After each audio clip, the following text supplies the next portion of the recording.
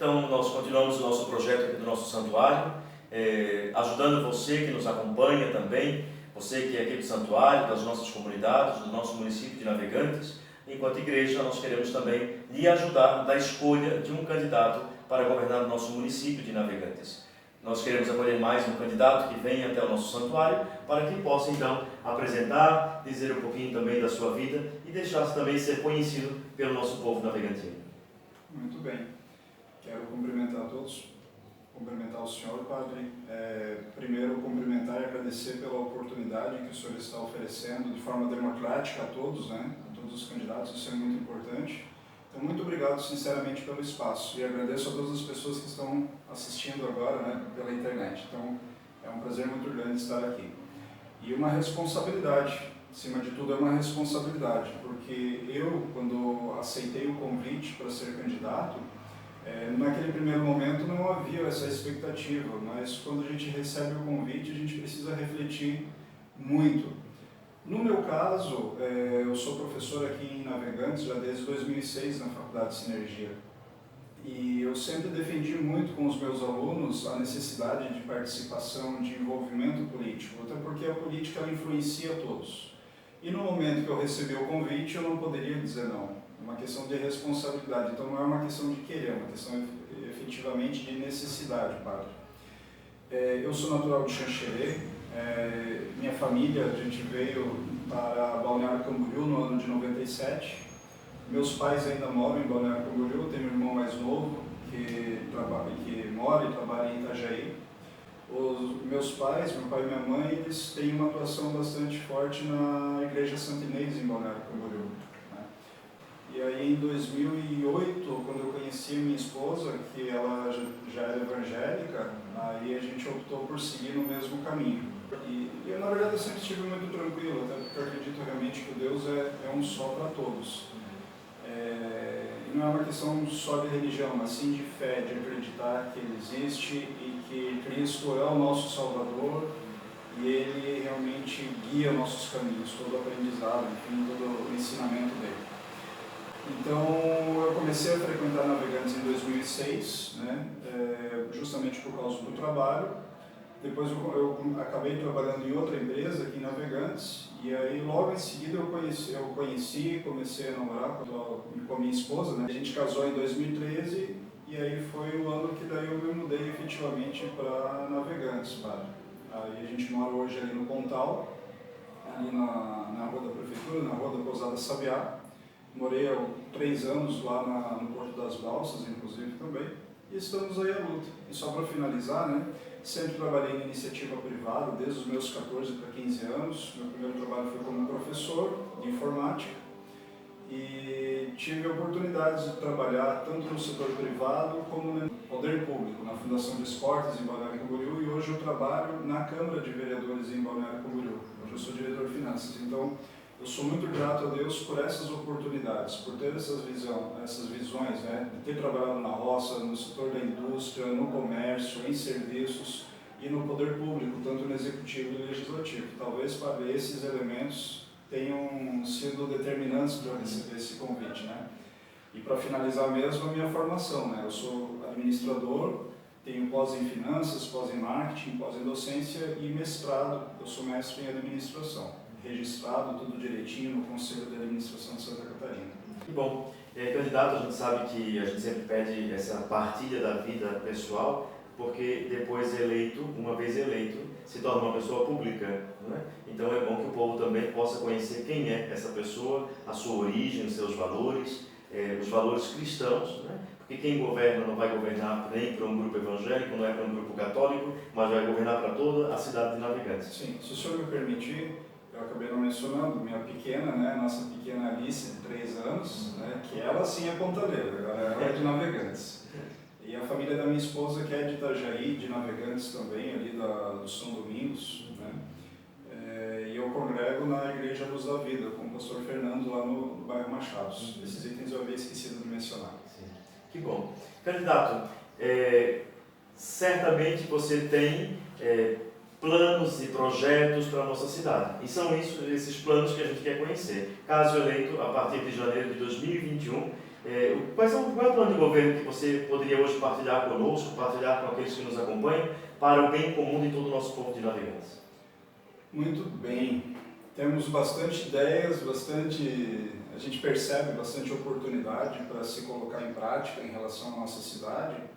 E com muito respeito a todos que já passaram, como nós já havíamos comentado e que estão, mas a gente entende que nós temos um grande potencial que precisa ser melhor aproveitado.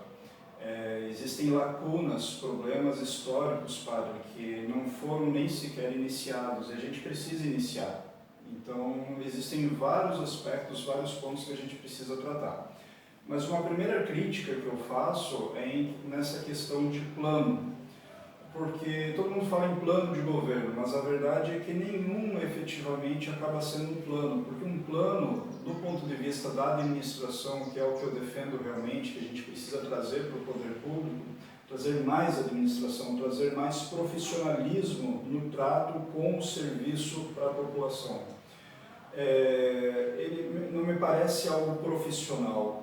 Historicamente não me parece algo natural, que as coisas vão acontecendo e conforme as coisas vão acontecendo na gestão pública, problemas vão sendo resolvidos. E na administração, eu como professor de administração tenho uma responsabilidade muito grande, porque nós temos todo esse embasamento teórico e técnico. Então o que eu percebo, já com essas oportunidades que eu tive? Muitas lacunas na administração. Então nós não temos às vezes um atendimento profissional. O trato, às vezes, uma demanda que o senhor tem, uma demanda que qualquer pessoa da população tem, ela chega, ela às vezes não é bem atendida. Parece que as pessoas estão prestando um favor para ela, e não é. No poder público, a população, é ela que paga, é ela que dá o imposto, é ela que está mantendo esse serviço. Então, ela quer soluções e não problemas. Então, o que eu entendo? Que o gestor, o prefeito, ele precisa ser o responsável em estimular que esses processos, esses procedimentos de atendimento à população, de serviços à população, sejam feitos de forma rápida, de forma eficiente, trazendo a solução para a população.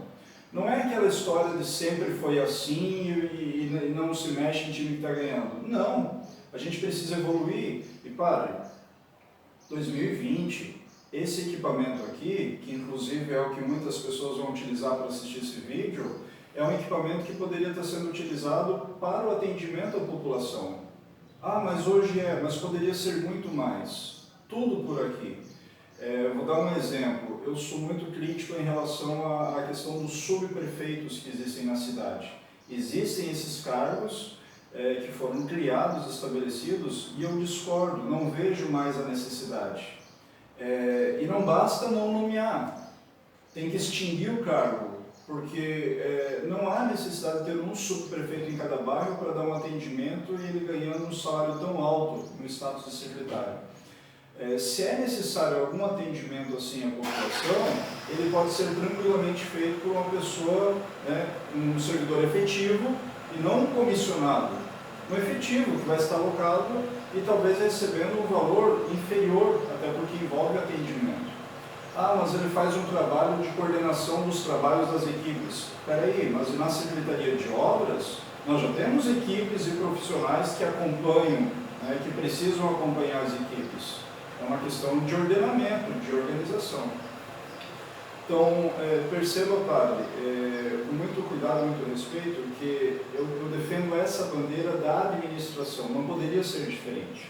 E com a administração a gente consegue melhorar todas as áreas, todas, sem exceção. Apenas antes de eu entrar nessa questão de áreas específicas, algumas coisas que eu defendo em relação ainda à administração. A questão do local, do centro administrativo, onde eu não vejo mais ele ali, até porque tem muitos prédios locados e a gente gasta muito com aluguéis. Eu vejo que Navegantes, visualizando a cidade já com 100 mil habitantes, 125 mil habitantes, 200 mil habitantes que a gente precisa olhar para frente e visualizar, ela vai ocupar todo o espaço territorial. É inevitável. Já está ocupando e vai ocupar. Então esse é o momento da gente olhar para frente e pensar onde a gente poderia ter uma prefeitura, um centro administrativo. Não quer dizer que a gente vai... meu sonho é realmente já começar a implantação de centro administrativo.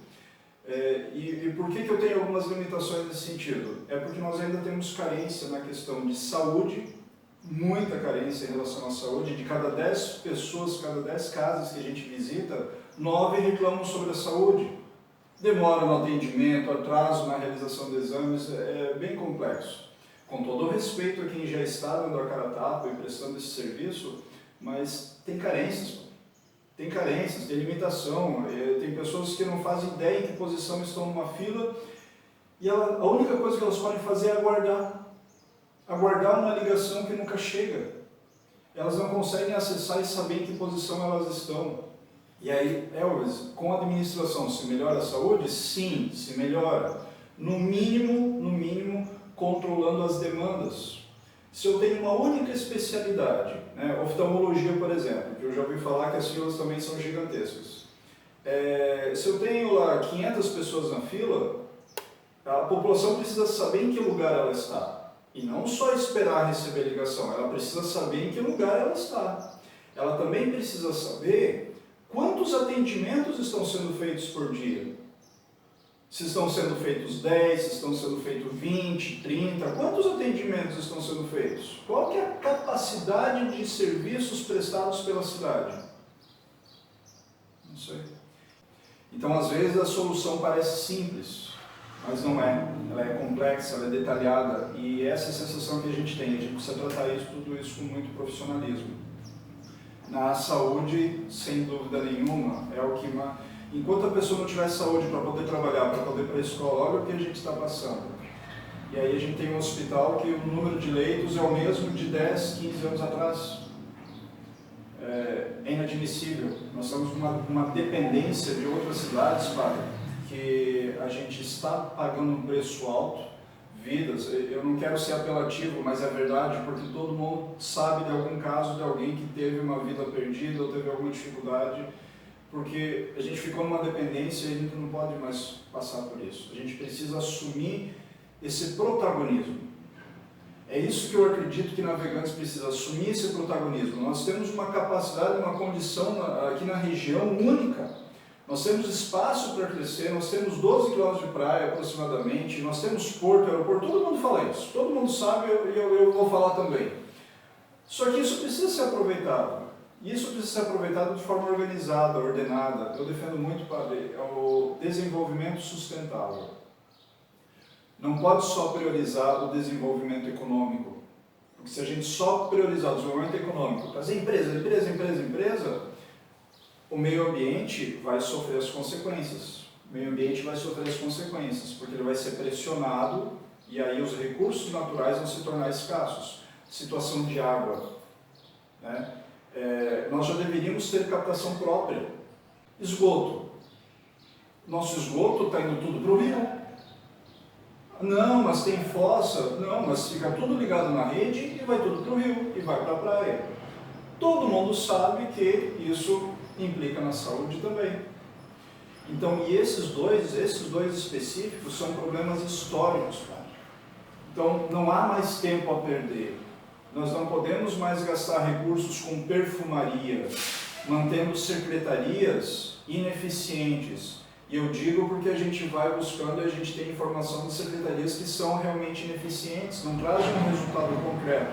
A gente está bancando uma estrutura que as pessoas não fazem ideia que existe. Todo mundo fala, a máquina está inchada e tal, mas se ela realmente trouxesse o resultado, nós teríamos uma condição muito diferente. Padre, e a todos que estão vindo, assistindo, existe uma série de áreas que a gente precisa atuar, na gestão, na saúde, na educação. Sabe o que eu mais defendo na educação? Acabar com a politicagem. Politicagem. Os profissionais de educação precisam ser respeitados, são professores, não pessoas que são manipuladas para a questão eleitoral. Hoje os professores eles já entram nessa condição de política e o foco deles não é a aprendizagem, é a campanha daqui 2 anos. são os contatos que eles têm que fazer com os pais e grupos de WhatsApp, porque daqui a 2 anos a secretária, o secretário vem candidato, e isso precisa estar amarrado. Então, se tem toda uma máquina, uma estrutura, que é justamente da educação, que deveria estar sendo pensado na aprendizagem das nossas crianças, e os cargos são nomeados por indicação política, e não por questão técnica. Com todo o respeito, todo respeito, mas a gente sabe, a gente ouve casos de que um diretor adjunto foi nomeado pelo prefeito e o diretor titular, o principal, foi nomeado por um vereador. E há brigas, há conflitos, há dificuldades. Como a educação vai evoluir, vai avançar dessa forma? Não vai. Então a gente precisa respeitar o professor, respeitar todos os servidores. Até depois eu quero fazer mais um amparo, mais uma fala em relação ao servidor. Então a gente precisa evoluir nesse sentido, a gente precisa tratar as pessoas com responsabilidade. Graças a Deus, o nosso projeto, eu não precisei negociar cargos. E mesmo que precisasse, eu não ia aceitar, porque não é o que eu acredito. Mas o nosso grupo, dos nossos candidatos a vereadores, que inclusive eu tenho muito orgulho do nosso grupo de candidatos a vereadores, porque só teve um caso que ele já foi candidato, mas ele nunca se elegeu. Todos os outros é pela primeira vez. Nós não usamos fundo eleitoral, não fizemos coligação, por acreditar que a gente precisa apresentar um projeto novo, diferente. Então eu estou muito orgulhoso do nosso grupo de vereadores. Ninguém é perfeito. Não fomos, não somos e nunca seremos. A gente tem consciência disso. Mas hoje a gente assume essa responsabilidade e é o que a gente está tentando fazer. Esporte e cultura. Pare. Se a criança não tiver a oportunidade de praticar um esporte, de estar numa modalidade, de fazer alguma atividade após a escola, que é obrigatório, ela vai ficar solta. E a gente sabe muito bem que as nossas famílias elas estão trabalhando.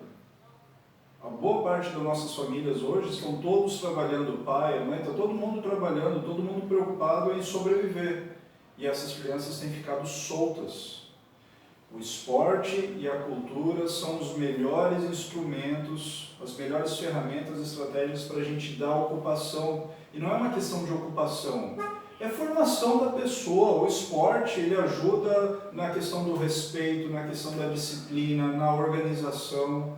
É muito sério. Quem é jogador profissional sabe como tem que ter uma rotina muito forte de disciplina, de treinamento, de orientação. Não é brincadeira. E a gente precisa trazer isso para nossas crianças, que estão, com todo respeito, soltas. Eu queria que cada criança sonhasse em ser cantor. Não tenho dom, mas tocar um instrumento, que ela tivesse oportunidade. Eu queria concursos de bandas, concursos de corais na cidade. Eu sonho com isso. Festivais, a cada 2, 3 meses, até no plano de governo, na proposta de governo, eu coloquei como festival 4 estações, de outono, inverno, primavera e verão. E aí a cada estação dessa nós teríamos um grande festival com dança, com apresentações artísticas, enfim, para que a nossa adolescência, inclusive, é a nossa maturidade saudável, né?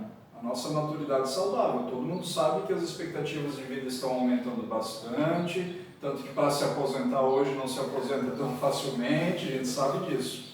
Então, com mais qualidade de vida e as pessoas buscando mais saúde nesse sentido, elas precisam também de ocupação. E a nossa cidade, que é uma cidade plana, assim como acontece com o Balneário, nós teremos aqui muita gente vindo, aproveitando essa condição de ter um terreno plano, ter uma orla para poder caminhar, aproveitar. Assistência social. Sim. Assistência social, além da saúde, é uma das áreas que carece sim de muita atenção. Tem pessoas que não fazem ideia de algumas realidades que nós temos, né? Bairro São Paulo, Nossa Senhora das Graças, eu andei nos lugares. Aqui no Pontal, que é o centro da cidade, se a gente entrar ali nos bequinhos que tem, onde antes eram simplesmente um depósito de pesca, são todas casas alugadas agora.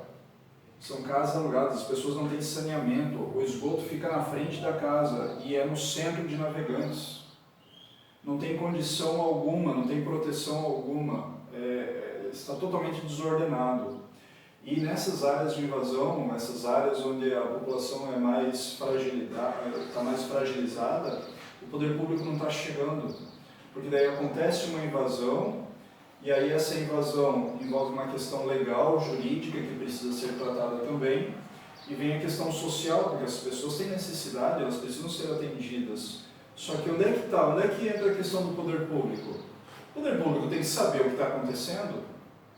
Se a gente não tiver um levantamento exato das demandas, das carências, das pessoas, da quantidade de pessoas, quantos cadeirantes nós temos hoje na cidade? Quantas pessoas com deficiência auditiva? Quantas pessoas têm na família um idoso que tem um problema, que já teve uma amputação na perna e não tem nem cadeira de roda? Onde estão esses números? Somente com números exatos, com esse levantamento, é que o poder público, o gestor, consegue atuar, consegue trazer para os conselhos municipais, trazer para as entidades, para as igrejas, padre, que já fazem um trabalho sensacional, até me arrepio em falar.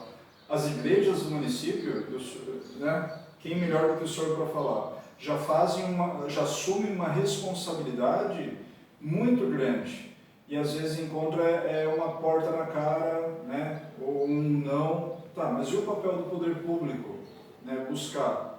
O ideal não era que a igreja ou qualquer associação, entidade buscasse o prefeito, ou me ajuda a fazer meu projeto social. Não, deveria ser o contrário. É a prefeitura dizendo, olha, nós estamos com uma demanda para 100, 200 pessoas, igrejas, né, pastores, comunidade, vamos ser voluntários. Eu defendo no meu projeto aqui a questão do voluntariado. A gente precisa trazer esse voluntariado. A gente precisa incentivar que essas entidades estejam organizadas, busquem recursos. Muitas pessoas não sabem. As entidades, as associações podem, se elas estiverem direitinho, elas podem buscar recursos a nível federal, estadual e federal e ajudar a prefeitura nesse sentido a fazer essas ações. E o desenvolvimento econômico é necessário pela questão do emprego, da dignidade. Né? Tem muita gente vindo para cá. Hoje a cidade com 83 mil habitantes, mas eles estavam com 70, eles estavam com 60, e esse crescimento foi muito rápido. E eu digo a todos que, nesse ritmo, nós vamos chegar a números muito maiores e numa sensação de descontrole. Muito descontrole.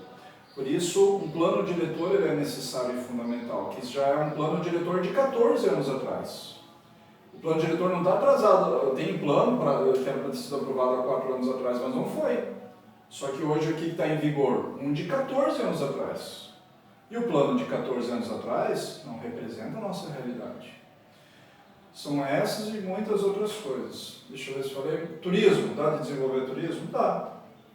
E acho que nós podemos realmente desenvolver. O problema, qual que é o nosso atrativo? Quais são os nossos atrativos? A praia? Tá, mas não tem estrutura. Né? Sinceramente, o ferryboat acaba sendo o nosso grande atrativo turístico. As pessoas passam, param, descem. É mais fácil as pessoas que vêm de São Paulo, que vêm para Balneário Camboriú, e eles vão atravessar aqui a cidade porque a 101 está parada, né? E eu acredito que a gente precisa buscar fazer as pontes marginais na 101. Porque quando a gente tiver as pontes marginais, porque o que eles querem? Querem passar. A maioria das pessoas não quer vir navegar, ela quer vir Balneário Camboriú, que é para Florianópolis, ou sentido contrário. Só que no sentido contrário, a pessoa entra em Itajaí e não passa pela gente, mas eles passam igual e a gente não vê. Mas essas pessoas que vêm do norte, boa parte delas, nessas filas, congestionamentos gigantescos, envolve essa questão de simplesmente passar, elas não querem ficar. Porque não tem atrativo efetivamente, e a gente precisa melhor aproveitar isso, ou pelo menos trabalhar para desenvolver. Tá, e quanto tempo vai levar, quanto de investimento vai ser necessário? Muito. Por isso que eu defendo, num primeiro momento, que a gente possa fazer eventos esportivos, principalmente esportivos. Porque a gente tem, por exemplo, uma condição de uma orla maravilhosa, que a gente poderia estar trazendo inúmeros tipos de campeonatos, sem atrapalhar a mobilidade urbana. E aí, se a gente criar uma rotina, todo final de semana um evento de vôlei de praia, depois uma corrida, depois um triatlo, isso começa a girar e as pessoas começam a vir. Isso movimenta a economia, porque os restaurantes vão começar a ficar sempre cheios, isso vai incentivar que outros restaurantes venham, as pessoas já vão começar a pensar, não, se é para ir lá só no domingo, já vamos um dia antes, no sábado ficamos num hotel, que é mais barato que Balneário Camboriú, já vamos no Beto Carreiro, vamos para Balneário passear, mas a gente está em Navegantes, que é onde o evento vai acontecer. E vão ficar ali porque é do lado do aeroporto. Eu saio do meu hotel e já estou no aeroporto. Hoje, para se deslocar de Balneário para Navegantes é quase 1 hora. Né? É o tempo que antes a gente levava para Florianópolis. Então, para ver como está complexo, está complicado o cenário. Temos que desenvolver, temos que trazer mais capacitação, parceria com universidades, ter formação técnica, né? Nós temos a pesca, a questão da indústria naval. Eu queria ter nossas crianças respirando a questão da navegação, sonhando ser um capitão, sonhando ter empresa de navegação, ter o seu próprio barco, ter o barco na marina. Eu queria que nossas crianças sonhassem em ser piloto de avião, mas não tem informação nenhuma. Parece que o aeroporto está dentro de uma redoma dentro da cidade e a gente não tem contato, a gente não sabe, não tem envolvimento. Eu queria que nossas crianças sonhassem com isso, que sonhassem em ser piloto, não só ver passar, que elas vivessem isso. Eu acho que a gente consegue buscar parcerias nesse sentido. Acho que eu vou finalizar minha fala me dirigindo especialmente ao servidor público, falando de funcionalismo público. Muitos servidores que eu conheci têm vergonha de dizer que é servidor público, porque não são ouvidos, não tem uma liderança, as ideias não são colocadas em prática, são usados apenas como mão de obra. Não é usado integralmente a sua capacidade do ser humano de trazer soluções e prestar um serviço de qualidade. Por mais que eu possa falar em digitalização, essencialmente a gente fala de pessoas. E a pessoa, para prestar um bom serviço, ela tem que estar bem. E hoje o servidor público, ele não está bem. Ele não está bem. Ele é pressionado, ele é coagido. Hoje a maior proteção para o servidor público é aquela plaquinha, já falei hoje de manhã na rádio, na entrevista que eu dei, aquela plaquinha: desacatar o servidor público no exercício da sua atividade é crime. Por quê? Porque ele já tentou várias vezes ter um computador melhor, ter um sistema melhor, mudar o procedimento, e ele só ouve não. E aí a pessoa chega para ser atendido, o cidadão chega para ser atendido, o que ele pode fazer? Não depende dele. Depende de alguém que está em cima e que não resolve. Então, eu me dirijo ao servidor público porque eles precisam de respeito.